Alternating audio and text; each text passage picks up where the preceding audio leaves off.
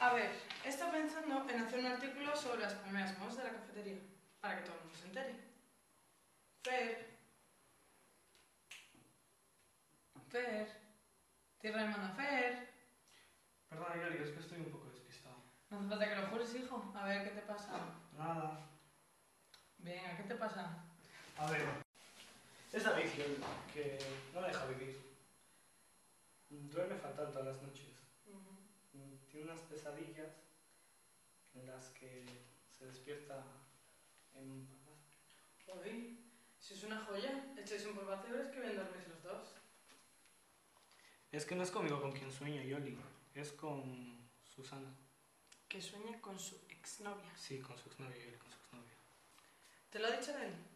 No, eso es lo peor, que no me lo cuenta. Se lo escuché decir en sueños y lo único que me dice es que no tiene importancia. Pues si él te dice que no tiene importancia, no la tendrá. A ver, si él dice que no pasa nada, pues no pasa. Yo he soñado muchas veces que me he acostado con Berta. Con tu hermano. Sí. Lo que quiere decir es que no significa nada. Dios, Yoli, qué imagen mental. ¿Cómo se arreglan los problemas? Habla con él y a ver qué te dice.